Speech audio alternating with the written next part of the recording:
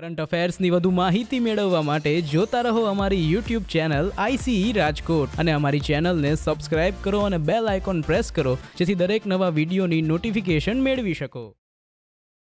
નમસ્કાર વિદ્યાર્થી મિત્રો, આઈસીઈના યુટ્યુબ ચેનલમાં આપ સૌનું હાર્દિક સ્વાગત છે. હું છું હિરેન સાકરિયા અને આજે આપણે મિત્રો કરંટ અફેર્સના જે ટોપિક પર ચર્ચા કરવાના છીએ એમાં પ્રથમ છે વિશ્વ બેંકનો પોવર્ટી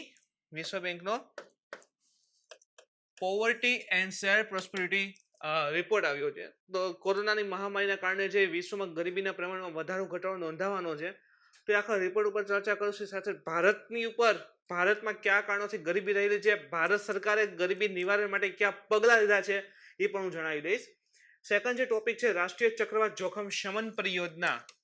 તો દર વખતે આપણે જાણીએ છીએ કે જે દરિયા કિનારે ધરાવતા રાજ્યો છે એને ચક્રવાતનો જોખમ રહ્યો છે અને નુકસાન થવાની સંભાવના રહે છે. તો અર્લી વોર્નિંગ સિસ્ટમ માટેની પરિયોજના છે, સેના માટેની છે, કોણ શરૂ કરવાનું છે આપણે જોશું. ત્રીજું છે 2020 શાંતિ માટેનો નોબેલ પ્રાઇઝ અર્પણ કરવામાં આવ્યો છે. કોઈ વ્યક્તિને આપેલો નથી પણ એક સંસ્થાને આપેલો છે. તો જોશું કઈ સંસ્થા છે અને શા માટે એને આપેલો છે. ચોથું છે સાંભર સરોવર કરંટમાં આવ્યું છે. રાજસ્થાન સરકાર પ્રવાસી પક્ષીઓ માટે અહીં એક યોજના લઈને આવેલ છે. તો સાંભર સરોવરનું લોકેશન ક્યાં આવેલું છે, કઈ નદીઓ મળે છે એના ઉપર આપણે ચર્ચા કરીશું. પાંચમો છે પ્રથમ હર ઘર જલ રાજ્ય બન્યું છે ગોવા. ગોવામાં તેના દરેક ગામડા સુધી પાણીની સુવિધા ઉપલબ્ધ કરનારું ભારતનું પ્રથમ રાજ્ય બન્યું છે. તો એના ઉપર પણ આપણે ચર્ચા કરવાના છીએ. તો એઝ યુઝ્યુઅલ આપણે શરૂ કરીને પહેલા ગઈકાલના પ્રશ્ન. અખિલ ભારતીય રાજનીતિમાં ગાંધીજીનું પ્રથમ સાહસિક પગલું કયું હતું? તો સાચો આન્સર આવે છે મિત્રો ચંપારણ આંદોલન. જો યાદ કરો 9 જાન્યુઆરી 1915 ભારતમાં એન્ટ્રી થઈ છે અને આપણે એને મનાવીએ છીએ પ્રવાસી દિવસ તરીકે. પછી એક વર્ષથી ભ્રમણ કરે છે, ભારત ભ્રમણ, ભારતની માહિતી મેળવે છે ક્યાં કેવી પરિસ્થિતિ છે.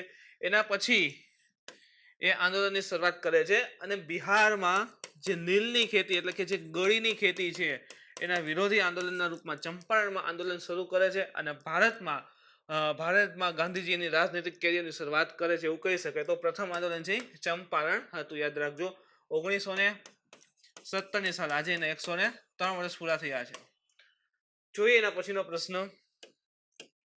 નિમ્નલિખિત કથનો પર વિચાર કરો. ભારતીય સંઘની કાર્યપાલિકાની શક્તિ પ્રધાનમંત્રીમાં નિહિત હોય છે. વાત ખોટી છે. પ્રધાનમંત્રીમાં નથી હોતી, રાષ્ટ્રપતિમાં હોય છે. રાષ્ટ્રપતિના નામથી કોઈ પણ વ્યવહાર હોય છે, કોઈ પણ સંધિ હોય છે, રાષ્ટ્રપતિના નામથી થાય છે. પ્રધાનમંત્રી કરે છે, વાત સાચી છે, પણ એમાં નામ તમે તો રાષ્ટ્રપતિનું હોય છે. તો રાષ્ટ્રપતિ નિહિત હોય છે. એટલે પ્રથમ છે ખોટું પડે છે. અને પ્રધાનમંત્રી સિવિલ સદનના પદેના અધ્યક્ષ હોતા નથી. તો આપેલા બંને વાક્ય ખોટા છે. તો આનો આન્સર થઈ જશે ડી. એ સાથે મિત્રો આજના જે નવા બે પ્રશ્ન છે કે વિશ્વ કપાસ વ્યાપારમાં ભારતના પ્રીમિયમ કપાસની નવી બ્રાન્ડનું નામ શું છે? એક છે કસ્તુરી કપાસ, સેકન્ડ છે બીટી કપાસ, ત્રીજું છે આસવી કપાસ અને ચોથું છે ડીએમકે કપાસ. તો આ ચારમાંથી કયો સાચો આન્સર તમારે કોમેન્ટ કરીને જણાવવાનો છે. એના પછીનો હિસ્ટ્રીનો પ્રશ્ન છે એન્શિયન્ટ ઇન્ડિયાનો. પ્રાચીન ભારતની નિમ્નલિખિત પુસ્તકોમાંથી કઈ એકમાં શુંગ રાજવંશના સંસ્થાપકના પુત્રની પ્રેમ કહાની છે? તો જો શુંગ રાજવંશ છે એના પુત્રની પ્રેમ કહાની પુસ્તકમાંથી જણાવેલી છે. પુસ્તક કઈ છે પ્રશ્ન પૂછેલો છે. એમાં એક છે સ્વપ્નવાસવદ્ધ, સેકન્ડ છે માલવિકાગ્નિ મિત્ર, ત્રીજું છે મેઘદૂત અને ચોથું છે રત્નાવલી. તો સાચો આન્સર કયો આવશે તમારે કોમેન્ટ કરવાનો છે. તો મિત્રો એ સાથે જ આજનું આપણું ડિસ્કશન છે હવે શરૂ કરીએ. તો પ્રથમ જે છે વિશ્વ બેંકનો poverty and share prosperity report આવ્યો છે. જોઈએ શું કહેવા માંગે છે. વિશ્વ બેંકે પોતાના દ્વિવાર્ષિક, પહેલા તો એ જ યાદ રાખી લેજો કે આ દર 2 વર્ષે રિપોર્ટ આવે છે. કારણ કે આજકાલ જે પ્રશ્ન પૂછાય છે એમાં પૂછે છે કે દ્વિવાર્ષિક છે, દર 6 મહિને આવે છે. તો યાદ રાખજો જે poverty and share prosperity index report જે છે એ દર 2 વર્ષે વર્લ્ડ બેંક દ્વારા રિલીઝ કરવામાં આવે છે. તો દ્વિવાર્ષિક રિપોર્ટમાં જણાવ્યું કે જ્યાં કોરોનાની મહામારી છે ને એને કારણે 2021 સુધીમાં આશરે 150 મિલિયન લોકો અત્યંત ગરીબીની શ્રેણીમાં આવી જવાની સંભાવના દેખાડી છે. કોરોનાના લીધે આપણે જાણીએ છીએ ઉદ્યોગ ધંધા ઠપ થઈ ગયા છે. જે મેન્યુફેક્ચરિંગ પ્લાન્ટ હતા એ સ્ટોપ થઈ ગયા. ઇવન લોકડાઉનના કારણે ઘણા બધા ઉદ્યોગ જે છે એ સાવ બંધ થઈ ગયેલા છે. તો એ બધાની પરિસ્થિતિના કારણે તમે જુઓ તો 2021 સુધી આશરે 150 મિલિયન જે છે એટલા લોકો આશરે અત્યંત ગરીબી શ્રેણીમાં આવવા જવાની શક્યતા આ રિપોર્ટમાં વર્લ્ડ બેંક દ્વારા દર્શાવવામાં આવી છે. જોઈએ હજી કે રિપોર્ટ મુજબ છેલ્લા 20 વર્ષમાં પ્રથમવાર વૈશ્વિક ગરીબીમાં દરમાં વધારો જોવા મળે છે. છેલ્લા 20 વર્ષથી ગરીબી વધતી નહોતી. જે પણ આપણે જો એસડીજી જે છે એનું લક્ષ્ય છે, એક નંબરનું લક્ષ્ય છે કે ગરીબી ઘટાડવી છે, 2030 સુધીમાં ગરીબીને સમાપ્ત કરવી છે. તો એ લક્ષ્ય હાંસલ કરવાના તરફ આગળ વધી રહ્યા હતા અને છેલ્લા 20 વર્ષથી જો સતત ગરીબીમાં ઘટાડો નોંધાણો હતો, પણ આ વર્ષે ગરીબી વધવાની શક્યતા દેખાડી છે. એ પણ તમને કીધું કે આશરે 150 મિલિયન લોકો આવી જશે ગરીબી શ્રેણીમાં. તો થોડુંક ખતરાજનક કહી શકાય એવી શક્યતા છે. રિપોર્ટમાં જણાવ્યું છે કે મહામારીના લીધે શહેરી ગરીબી લોકો સૌથી વધુ પ્રભાવિત થશે. જો આ સ્ટેટમેન્ટમાં આવશે કે ગ્રામીણ સૌથી વધારે પ્રભાવિત થવાની શક્યતા છે કે શહેરી, તો યાદ રાખજો શહેરી ગરીબ લોકો જે છે એ સૌથી વધારે આમાં પ્રભાવિત થવાની શક્યતા છે. તથા મહામારીનો સૌથી વધુ પ્રભાવ અનૌપચારિક અને વિનિર્માણ જે મેન્યુફેક્ચરિંગ સેક્ટર આવે ને, મેન્યુફેક્ચરિંગ સેક્ટર ઉત્પાદન, એને સૌથી વધારે ઇફેક્ટ આપી છે અને એમાં જે પણ લોકો કાર્ય કરતા હતા એને સૌથી વધારે અસર આવવાની શક્યતા રહેલી છે. એટલે કે સૌથી વધુ તમે જો તો શહેરી ક્ષેત્રના જે પણ ગ્રામીણ લોકો છે એને નુકસાન આવવાની શક્યતા છે. આના સિવાય જે પણ મેન્યુફેક્ચરિંગ સેક્ટર સાથે લોકો જોડાયેલા હતા એને સૌથી વધારે નુકસાન આવવાની શક્યતા આ રિપોર્ટ પ્રમાણે વિશ્વ બેંકે દર્શાવેલી છે. આગળ જો વૈશ્વિક સ્તરે ગરીબીમાં વધારો, એના ઉપર એક નજર કરી લઈ સાથે કે મહામારીના કારણે 2020માં 88 મિલિયનમાંથી 115 મિલિયન સુધી લોકો જે છે એ ગરીબ રેખામાં આવી ગયા છે. પેલા આંકડો 88 મિલિયનનો હતો, ત્યાંથી અત્યારે કેટલો થઈ ગયો છે 115, અને હજી સંભાવના છે કે 2021માં 115 માંથી વધીને 150 થઈ જશે. તો જો સિમ્પલ યાદ આ રાખી લો કે 88 મિલિયનમાંથી 115 પહોંચી ગયો છે અને ભવિષ્યમાં પહોંચવાની સંભાવના છે 2021માં કે 150 મિલિયન. તો તમે જો તો સતત હવે છે એ વધી રહ્યું દેખાય છે. જે હમણાં કીધેલું કે 20 વર્ષથી ઘટતું હતું પણ હવે એમાં વધારો આવ્યો છે, ફરી ગરીબી પ્રમાણ વધી રહ્યું છે. મહામારીના લીધે વૈશ્વિક મંદીના પરિણામે વિશ્વની આશરે 1.4% જનસંખ્યા છે અત્યંત ગરીબીની શ્રેણીમાં સમાવેશ થઈ ગઈ છે.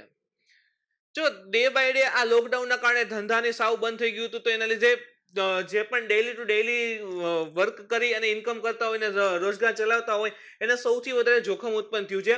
તો વિશ્વની આશરે 1.4% જનસંખ્યા એવી છે જે અત્યંત ગરીબીની શ્રેણીમાં સમાવેશ થઈ ગઈ છે. તો અત્યંત ગરીબ કોને કહેવાય છે? તો કે વર્લ્ડ બેંક મુજબ રોજના $1.90 $1.90 અથવા એટલી અથવા તો એનાથી ઓછી જેની કોઈ આવક હોય એને અત્યંત ગરીબ માનવામાં આવે છે. યાદ રાખજો વ્યાખ્યાને કે અમેરિકન ડોલરમાં જોઈએ તો $1.90 જે છે એટલી અથવા તો એનાથી ઓછી જેની ડેઈલી ઇન્કમ હોય તો એને અત્યંત ગરીબીની શ્રેણીમાં સમાવેશ કરવામાં આવે છે. અને એ અત્યારે કેટલા છે? અંદાજિત 1.4% છે અને એમાં હજી વધારો નોંધાવાની શક્યતા રહેલી છે. 2020માં વિશ્વના આશરે 9.1% થી 9.4% ભાગ અત્યધિક ગરીબીથી પ્રભાવિત થશે. તો જુઓ પ્રમાણ જે છે એ વધી રહ્યા છે. 9.1 થી 9.4% ભાગ છે અત્યધિક ગરીબીથી પ્રભાવિત થવાની શક્યતા દર્શાવેલી છે. આગળ છે તો વિકાસશીલ દેશ ઉપર પ્રભાવ, જે પણ વિકસિત દેશ લાઈક યુએસ છે, રશિયા છે, તો એને વધારે ઇફેક્ટ આવવાની શક્યતા ઓછી હોય છે કે ચલો એ તો વોટેવર કે કઈ ને કોઈ પૈસા દ્વારા લોકોને મોટી ઇન્ડસ્ટ્રીમાં સમાવેશ કરીને રોજગારી વધારીને ચલાવી લેશે. પણ જે પણ વિકાસશીલ દેશ છે, વિકાસ કરી રહ્યા છે, એક્ઝામ્પલ આપણું ભારત, તો એ દેશો ઉપર શું પ્રભાવ છે એ પણ જોઈએ. અત્યંત ગરીબીની શ્રેણીમાં આવનાર વધારે ક્ષેત્ર ઉપસહારા અને દક્ષિણ એશિયા છે.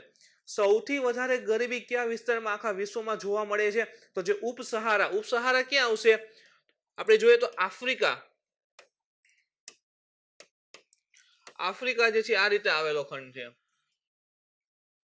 તો આ સહારા રણ આવે છે. તો આ જે વિસ્તાર છે આખો ઉપસહારા, અને જે દક્ષિણ એશિયા એટલે કે આપણું ભારત એમાં આવી જશે. તમે જો તો આ રીતે આખો આ વિસ્તાર છે આ દક્ષિણ એશિયા આવે છે. તો દક્ષિણ એશિયા અને જે ઉપસહારા ક્ષેત્ર છે ને સૌથી વધારે ઇફેક્ટ આવવાની શક્યતા રહેલી છે. સૌથી વધારે ગરીબી ત્યાં નોંધાયેલી છે અને ઓલરેડી ત્યાં હતી જ, સૌથી વધારે ગરીબી ત્યાં હતી. અને હવે આ પ્રકારની પરિસ્થિતિ કોરોના લીધે આવી છે તો ત્યાં ગરીબીનું પ્રમાણ જે છે એનાથી પણ હજી વધારે વધી જશે. ખાસ કરીને રિપોર્ટ એવું કહે છે કે જે ગરીબી શ્રેણીમાં આવવાવાળા 82% જે લોકો છે એ મધ્યમ આવકવાળા દેશ છે.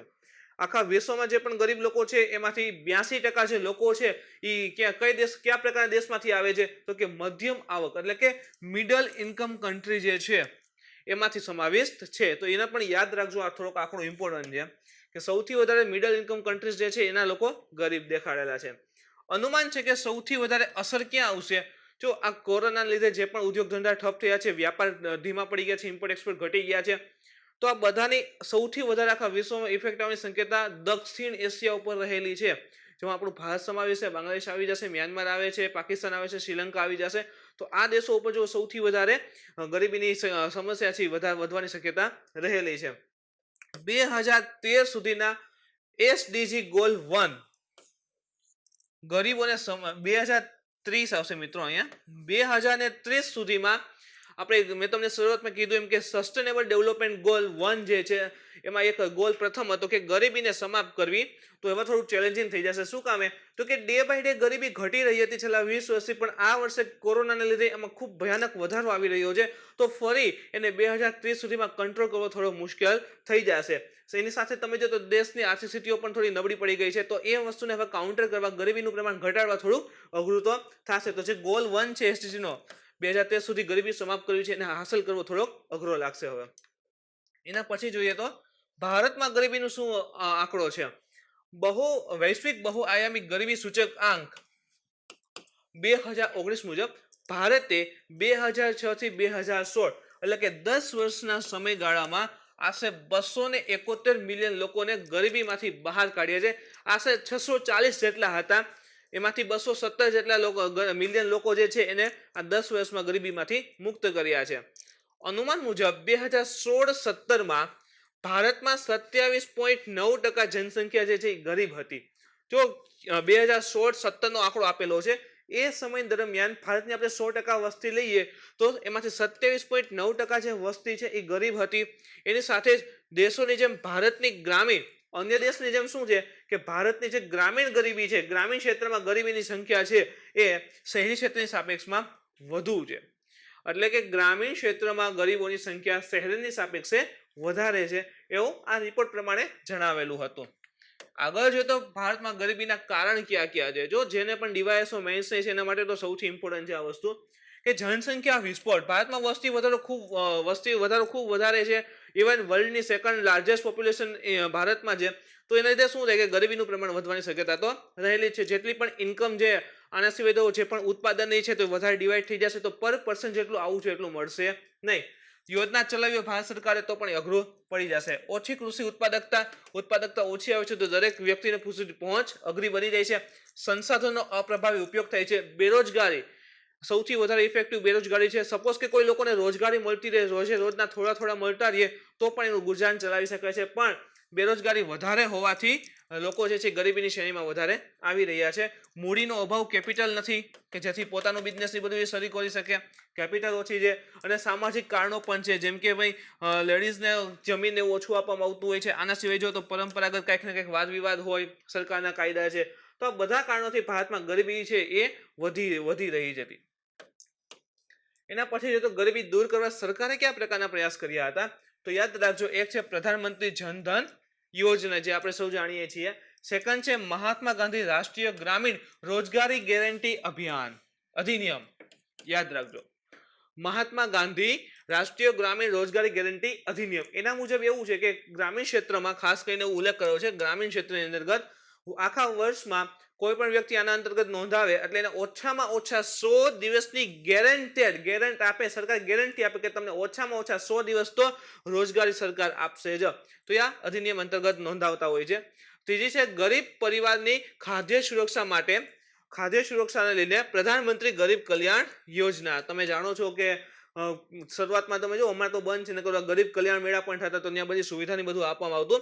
તો પ્રધાનમંત્રી ગરીબ કલ્યાણ યોજનાની બધું આયોજિત થઈ છે. ખાસ કરીને ખાદ્ય સુરક્ષાને લઈને એમાં ફોકસ કરેલું છે. આના સિવાય જો તો પ્રધાનમંત્રી આવાસ યોજના ગ્રામીણ અને શહેરી બંને ક્ષેત્રે છે, અને પ્રધાનમંત્રી જન આરોગ્ય યોજના. તો જો સરકાર દ્વારા પણ ગરીબી ઘટાડવા માટે ઘણા બધા કાર્ય થઈ રહ્યા છે, જેથી કરીને 2030 સુધીમાં એસડીજી 1 જે છે એ હાસિલ કરી શકાય. આના સિવાય જોઈએ તો વર્લ્ડ બેંક દ્વારા આપણે જોઈએ આ એક તો રિપોર્ટ અપાણો. આના સિવાય બીજા કયા રિપોર્ટ અપાય છે? તો વર્લ્ડ બેંક દ્વારા અન્ય રિપોર્ટ અપાય છે એ પણ એકવાર જોઈ લઈએ કયા કયા રિપોર્ટ છે એનું લિસ્ટ. તો વર્લ્ડ ડેવલપમેન્ટ રિપોર્ટ છે. સેકન્ડ છે ગ્લોબલ ઇકોનોમિક પ્રોસ્પેક્ટ રિપોર્ટ છે. ત્રીજું છે લોજિસ્ટિક પરફોર્મન્સ ઇન્ડેક્સ, ચોથું છે રેમિટન્સ રિપોર્ટ, પાંચમું છે ગ્લોબલ ફાઇનાન્શિયલ ડેવલપમેન્ટ રિપોર્ટ અને છઠ્ઠું છે હ્યુમન કેપિટલ ઇન્ડેક્સ. તો તમે જો એક તો આપણે જોયું એ, અને એના સિવાય આ રિપોર્ટ છે એ બધાય વર્લ્ડ બેંક દ્વારા આપવામાં આવે છે. એના પછીનો નેક્સ્ટ મુદ્દો જોઈએ, રાષ્ટ્રીય ચક્રવાત જોખમ શમન પરિયોજના. આપણે જાણીએ છીએ કે બંગાળની ખાડીમાં અને અરબ સાગરમાં આપણે સતત ન્યૂઝમાં હોય છે કે ક્યાંક ને ક્યાંક ચક્રવાત આવે છે, નુકસાન કરે છે. તો આ ચક્રવાતને જોખમ ઓછું કરવું હોય, નુકસાન કરે છે, એના માટે કંઈક યોજના લઈ આવી હોય તો, એટલે કે પ્રી વોર્નિંગ સિસ્ટમ જોઈએ કે ચક્રવાતની સંભાવના દેખાય ભેગી વોર્નિંગ આપી શકાય, તો આ જે દરિયા કિનારે ધરાવતા જે પણ આપણું રાજ્ય છે એ બધાને બચાવી શકાય, જે પણ નુકસાન થઈ જાય. તો એના માટે રાષ્ટ્રીય ચક્રવાત જોખમ શમન પરિયોજના લઈ આવવામાં આવેલી છે. જોઈએ એના વિશે. ભારત મોસમ વિજ્ઞાન વિભાગ એટલે કે ઇન્ડિયા મેટ્રોલોજીકલ ડિપાર્ટમેન્ટ IMD એને ટૂંક સમયમાં જ એક ગતિશીલ પ્રભાવ આધારિત ચક્રવાત ચેતવણી પ્રણાલી, યાદ રાખજો આને, ચક્રવાત ચેતવણી પ્રણાલી શરૂ કરશે, જેનો ઉદ્દેશ્ય શું હશે કે દર વર્ષે જે દરિયા કિનારે ધરાવતા દરિયા કિનારો ધરાવતા જે પણ રાજ્ય છે એને ચક્રવાતને કારણે આર્થિક અને સંપત્તિ રીતે જે નુકસાન થાય છે એને ઘટાડવું છે, બંધ કરી દેવું છે. આર્થિક નુકસાન એ જાય કે કંપની કંઈક હોય આના સિવાય, તો જહાજની હોય તો એ જતું રહે, સંપત્તિ લોકોના ઘરની હોય તો એ પણ નુકસાન થાય છે. તો તમે જો તો જે પણ નુકસાન થાય છે એને ઘટાડી નાખવું છે, બંધ કરી દેવું છે, થાય જ ને એવી યોજના લઈ આવી છે. એ પ્રકારની જોતું હોય તો ચક્રવાત ચેતવણી પ્રણાલી જોઈએ કે ભાઈ બંગાળની ખાડીમાં કાંઈ પણ પ્રેશર અપડાઉન થાય છે, અરબ સાગરમાં પ્રેશર અપડાઉન થાય છે અને ચક્રવાત ઉત્પન્ન થવાની સંભાવના હોય તો અર્લી વોર્નિંગ મળી જાય કે રાજ્યને અવેર કરી દે કે ભાઈ આ કિનારા ઉપર આવવાની શક્યતા છે, તો એ રાજ્ય છે એ બચી શકે છે આ બધાની અસરથી. તો એના માટે ટૂંક સમયમાં એક યોજના લઈ આવવાનું છે ઇન્ડિયન મેટ્રોલોજીકલ ડિપાર્ટમેન્ટ. જોઈએ ક્યાં વાત થઈ હતી આ, તો કે Indian society of remote sensing ISIR એના દ્વારા તમે જો આયોજિત એક વિશ્વ અંતરિક્ષ સપ્તાહ સમારોહ, એના દ્વારા તાજેતરમાં આ સમારોહનું આયોજન થયું હતું. એમાં IMD ના દ્વારા તમે જો લગભગ 6 ઓક્ટોબરના રોજ આ ઘોષણા કરવામાં આવી હતી કે આ પ્રકારે એક યોજના લઈને આવશે IMD. National disaster management authority એટલે કે NDMA અને national cyclone risk mitigation project ના નામની આ યોજનાની શરૂઆત કરી છે. તો જો આજે લખેલું છે ને રાષ્ટ્રીય ચક્રવાત જોખમ શમન પરિયોજના, અને ઇંગ્લિશમાં જ કહેવાય છે national cyclone risk mitigation project, એ નામથી આ યોજનાની શરૂઆત કરી છે.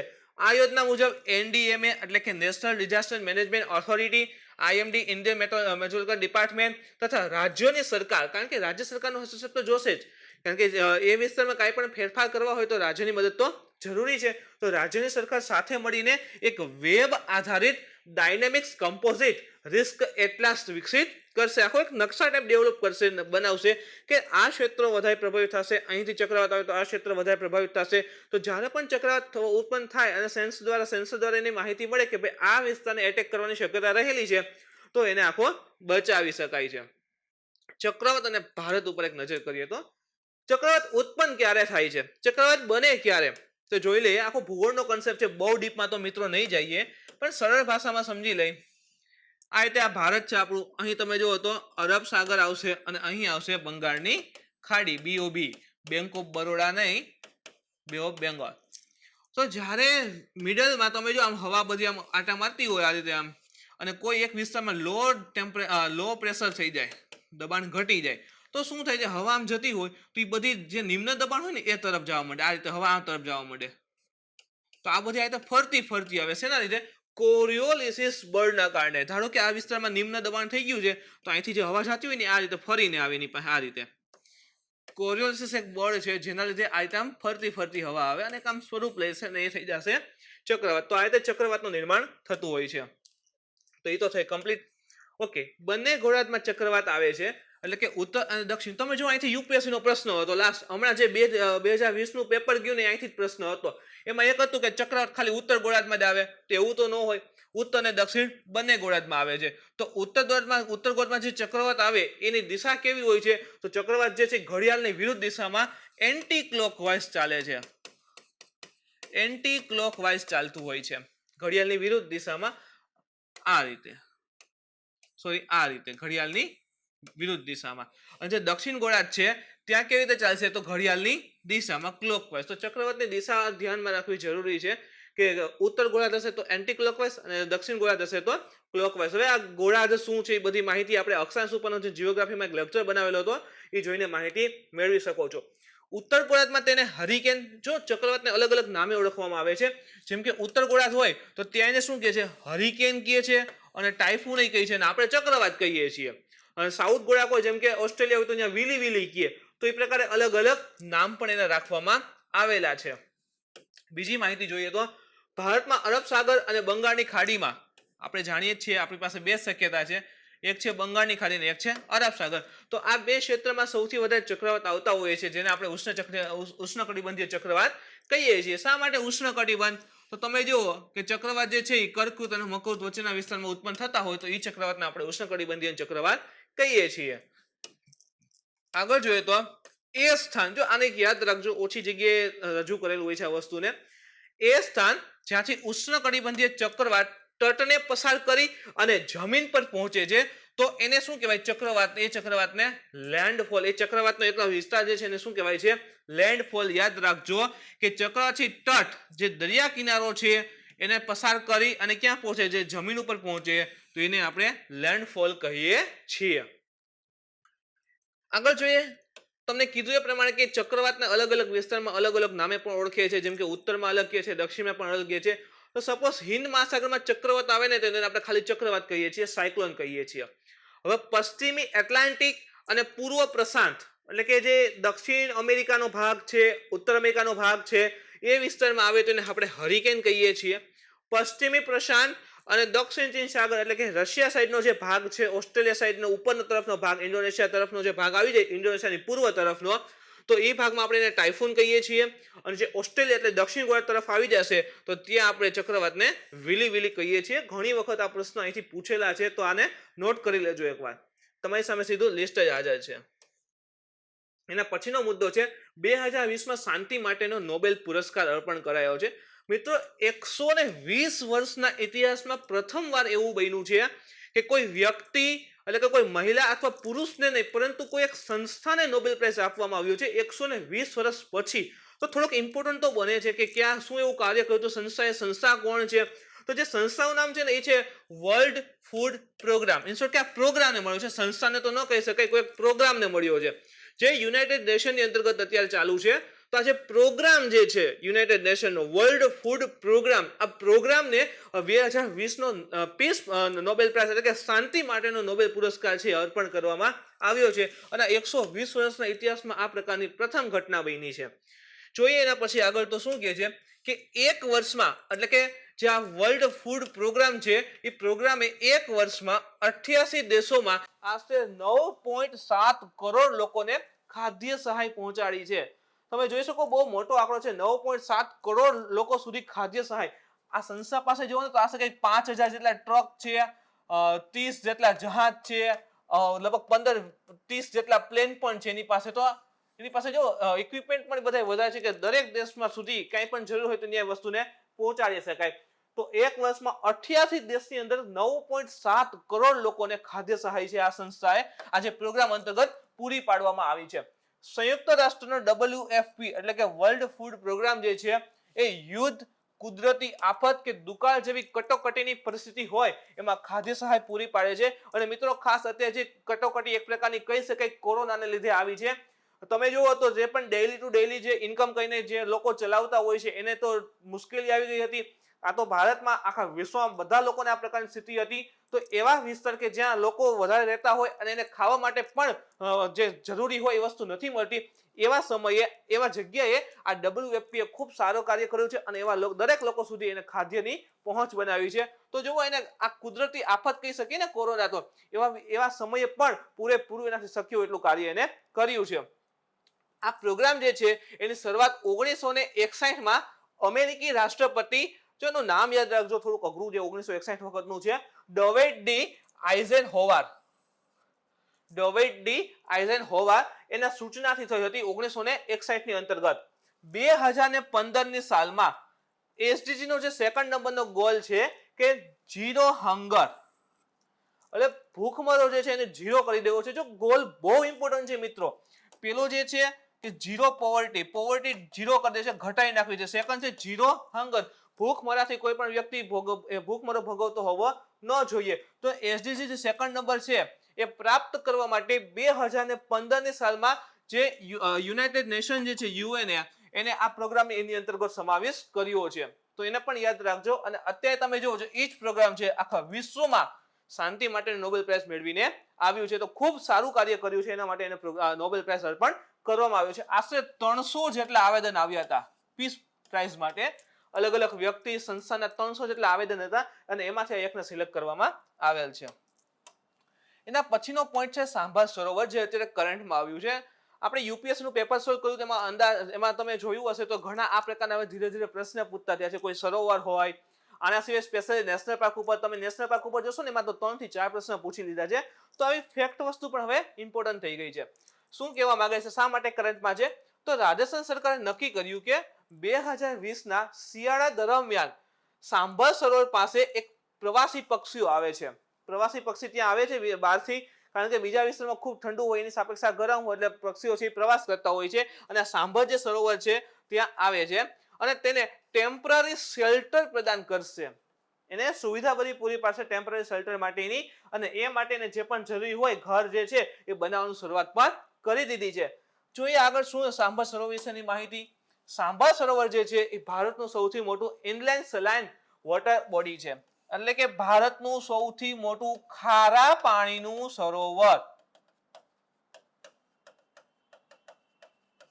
ઇનસાઇડ એટલે કે ભારતની અંદર તરફના વિસ્તારમાં ભારતનું સૌથી મોટું ખારા પાણીનું સરોવર છે, જે રાજસ્થાનમાં આવેલું છે. અને ખાસ કરીને કોઈ એનો જિલ્લો જોઈએ તો એ જયપુર થશે. જો તમને અહીંથી એક બે વસ્તુ હમણાં શીખડાવીશ. અત્યારે યાદ રાખો કે આ જે સાંભા સરોવર છે એ ક્યાં આવેલું છે? તો કે જયપુર ખાતે આવેલું છે. ઓકે, હવે એના પછી જોઈએ તો કઈ પર્વતમાળામાં આવેલી છે? તો કે અરવલ્લી જે પર્વતમાળા છે, પહાડી છે, એનાથી આખું ઘેરાયેલું છે. તથા જિલ્લા એક તો આપણે જોયું કે જયપુર છે રાજસ્થાનનું, આના સિવાય નાગોર અને એક અજમેર પણ સમાવેશ છે. તમે અહીં આકૃતિ જોશો એટલે અંદાજ આવી જશે. આ જે છે ને આ સાંભા સરોવર છે, આ જયપુર જિલ્લો છે, આ નાગર છે અને આ અજમેર છે. તો તમે જો અજમેરનો થોડોક એવો ભાગ છે, થોડોક નાગપુરનો ભાગ છે અને જયપુરનો ભાગ છે, પણ એનો આ વિસ્તાર જોઈએ ને બહુ મોટો પડે છે અને જયપુરમાં છે. તો સપોઝ તમને ખાલી એક જિલ્લો આપે કે રાજસ્થાનમાં ક્યાં છે, તો જયપુર. પણ તાજેતરમાં યુપીએસસી એક્ઝામ લીધી હતી, એમાં જે રણનું નેશનલ પાર્ક પૂછેલું હતું, ડિઝર્ટ નેશનલ પાર્ક રાજસ્થાનનું, એમાં પૂછ્યું હતું 2 જિલ્લામાં આવેલું છે, 3 જિલ્લામાં છે. તો એટલા માટે અહીં ક્લિયર કહી દેવું જરૂરી છે. જયપુરમાં છે, નાગોરમાં છે અને અજમેરમાં પણ છે, પણ મેઇન વિષયનો જયપુર લખી શકાય છે. તો કદાચ એક રાજ્ય આપે તો જયપુર અને 2-3 રાજ્ય પૂછી લીધું આમાંથી કયું છે, તો આ 3 રાજ્ય તમારી સામે આવેલા છે. આ સરોવરમાં 6 નદીમાંથી અલગ અલગ જગ્યાથી પાણી આવે છે. મેંદથા, સમોદ, મંથા, રૂપનગઢ, ખારી અને ખંડેલા, આ 6 નદી છે અને 6 નદીનું પાણી જે છે એ સાંભા સરોવરમાં આવે છે. 1990ની સાલમાં રામસર સાઇટનો દરજ્જો મળ્યો હતો. એની સાથે જ જે સાંભા સરોવર છે ત્યાંથી મીઠાનું ઉત્પાદન ખૂબ વધારે થાય છે. તો એને પણ યાદ રાખજો. આગળ છે તો જરૂરિયાત શા માટે ઊભી થઈ કે આ પ્રોજેક્ટ જે કીધું ને આપણે કે તમે જો તો ટેમ્પરરી શેલ્ટર એટલે કે હોમ પ્રદાન કરશે પક્ષીઓને, શા માટે એની જરૂર ઊભી થઈ? તો તમે જો તો 2019ની સાલમાં આશરે 20,000 થી વધુ, ખૂબ મોટી સંખ્યા થઈ જશે, 20,000 થી વધુ પ્રવાસી જે પક્ષીઓ છે એનું અહીં મૃત્યુ થયું હતું. ઇન શોર્ટ કે એક કહી શકાય એક એવિયન બોટુસ્લિમના કારણે મૃત્યુ થયું હતું. સ્પેશિયલી રોગનું નામ આપેલું છે, એ રોગના કારણે અહીં મૃત્યુ થઈ ગયું. આ જે રોગ છે જે એ ક્લોસ્ટ્રીડિયમ બોટુલિનિયમ એક બેક્ટેરિયાથી થાય છે. આ બેક્ટેરિયાથી આ રોગ થયો અને એના લીધે 20,000 થી વધુ પક્ષીઓની ડેથ થઈ ગઈ છે. આ બેક્ટેરિયા ખાસ કરીને ઓક્સિજનની ગેરહાજરીમાં વધારે ફેલાય છે. ઓક્સિજન ઓછો હોય એમાં વધારે ફેલાય છે. એની સાથે એસિડિક ન હોય ને ત્યાં ફેલાય. હવે પાણી જો પાણી એસિડિક નથી બેઝિક, પાણીની pH 7 હોય, એટલા માટે પાણી જે છે ત્યાં આ બેક્ટેરિયા જે છે વધારે ફેલાય છે. તો આ વિસ્તારમાં બેક્ટેરિયા ફેલાના હતા અને આ જે પાણી છે એ પક્ષીઓ પીધું અને એના કારણે એના શરીરમાં બેક્ટેરિયા ગયા અને આનાથી એને રોગ થયો છે. અને આ રોગ જે થાય છે એનાથી પક્ષીઓ જે નર્વસ સિસ્ટમ હોય આખી ડેમેજ થઈ જાય છે અને જોઈએ ને તો પક્ષીઓની જે પાંખ છે, એના પગ છે એ પેરાલાઇઝ થઈ જશે, લકવો લાગી જાય, એટલે ત્યાંથી ઊભા ન થઈ શકે, ઉડી શકે નહીં અને પરિણામે એની ત્યાં ડેથ થઈ ગઈ છે. તો આ બધા કારણોથી તમે જો તો અહીંયા જે શેલ્ટર હોમ્સ બનાવવાની જરૂરિયાત ઊભી થઈ છે. આશરે 20,000 થી વધુ ગયા વર્ષે પ્રવાસી પક્ષીઓની ડેથ થઈ ગઈ હતી એટલા માટે. એના પછીનો જે ટોપિક છે કે પ્રથમ હર ઘર જલ રાજ્ય કયું બન્યું છે? ગોવા. યાદ રાખો, પર્ટિક્યુલરલી એક પ્રશ્ન પૂછે ને કે પર્ટિક્યુલર આમ 3-4 ઓપ્શન ના આપે, ખાલી એમ કીધું કે નીચેમાંથી કયું સાચું છે જણાવો, તો એમાં આવી શકે છે કે હર ઘર જલ રાજ્ય કયું બન્યું છે? તો યાદ રાખજો ગોવા. ગોવા પોતાના ગ્રામીણ ક્ષેત્રમાં 100% એના જેટલા ગ્રામ્ય વિસ્તાર છે ત્યાં 100% પાણીનું કનેક્શન છે એને પહોંચ બનાવી છે, અને એ સાથે જ દેશનું આવું પ્રથમ રાજ્ય બની ગયું છે કે પાઇપ દ્વારા પાણીની પહોંચ આપી દરેક ગામ સુધી એને પાણી અપાવ્યું છે. તો આ પ્રકારનું એ દેશનું પ્રથમ રાજ્ય બની ગયું છે. જળ શક્તિ મંત્રાલય જણાવ્યું કે જળ જીવન જે મિશન છે, જળ જીવન મિશન અંતર્ગત 2,30,000 ગ્રામીણ ઘરોને પાઇપ દ્વારા પાણીની સુવિધા મળી ગઈ છે. ગોવાની અંતર્ગત 2,30,000 જેટલા ઘરોને, ગ્રામીણ ઘરોને પાણીની સુવિધા મળી ગઈ છે. જળ જીવન મિશનનું લક્ષ્ય શું છે? તો કે 2024 સુધી દરેક ગામમાં પાણીની પાઇપલાઇન દ્વારા પાણીની સુવિધા છે ઉપલબ્ધ કરાવવાનું છે. 2024 સુધીમાં આખા ભારતના દરેક ગ્રામ્ય વિસ્તારમાં પાઇપલાઇન દ્વારા પાણીની સુવિધા પૂરી પાડવું છે એ જળ જીવન મિશનનું લક્ષ્ય છે. અને આ પ્રકારનું લક્ષ્ય હાંસલ કરનાર ગોવા જે છે એ ભારતનું પ્રથમ રાજ્ય બન્યું છે. આ પ્રકારનું એને ગૌરવ પ્રાપ્ત થયું છે, તો એને પણ યાદ રાખજો. એના પછી મિત્રો ટોપિક મુખ્ય તો નથી, પણ એક સપ્તાહ શરૂ થઈ રહ્યો છે તો મેં થોડુંક લઈ લીધું છે કે ભારતીય ડાક વિભાગ જે પોસ્ટ ડિપાર્ટમેન્ટ છે એને રાષ્ટ્રીય ડાક સપ્તાહની ઉજવણી કરી રહ્યું છે. સપ્તાહની ઉજવણી કરી રહ્યું છે, અને શરૂઆત ક્યારે થઈ? તો ગઈકાલે, એટલે કે 9 ઓક્ટોબર છે એને વર્લ્ડ પોસ્ટ ડે તરીકે ઉજવવામાં આવે છે, અને તે દિવસથી ભારતમાં રાષ્ટ્રીય ડાક સપ્તાહની ઉજવણી શરૂ થઈ છે, જેમાં અલગ અલગ કાર્યક્રમની બધું કરવામાં આવશે. પણ ઉદ્દેશ્ય શું છે? શા માટે આ દિવસ મનાવવામાં આવે છે? તો કે જે લોકો અને વ્યવસાયો છે એની વચ્ચે ડાક વિભાગની જે ભૂમિકા રહેલી છે અને દેશના સામાજિક અને આર્થિક વિકાસમાં તેનું જે યોગદાન છે એને પ્રત્યે જાગૃતતા ફેલાય એ ઉદ્દેશ્ય સાથે આ સપ્તાહનું છે આયોજન કરેલું છે, અને આ જે દિવસ છે એ મનાવવામાં આવે છે કે જે પણ પોસ્ટ ડિપાર્ટમેન્ટ જે પણ કહી શકાય સુવિધાઓ અર્પણ કરે છે એ બધી સુવિધાઓ વિશે લોકોમાં જાગૃતતા આવે એને લઈને આ દિવસ છે મનાવવામાં આવે છે. અને આ જે સપ્તાહ શરૂ કર્યો છે ને એમાં પણ અલગ અલગ પ્રોગ્રામ કરી અને એની વિશે માહિતી આપવામાં આવશે. તો મિત્રો આજનું જે આપણું ડિસ્કશન હતું તે અહીં સમાપ્ત થાય છે. આજના લેક્ચરમાં તમને કોઈ પણ પ્રકારની ક્વેરી હોય, પ્રશ્ન હોય તો તમે મને કોમેન્ટ કરીને પૂછી શકો છો. આજનો વિડીયો ગમ્યો હોય તો લાઈક કરો, શેર કરો, તમારા મિત્ર સુધી પહોંચાડવા માટે કોશિશ કરો. કાલે ફરી મળીશું મિત્રો નવા ટોપિક સાથે. Thank you.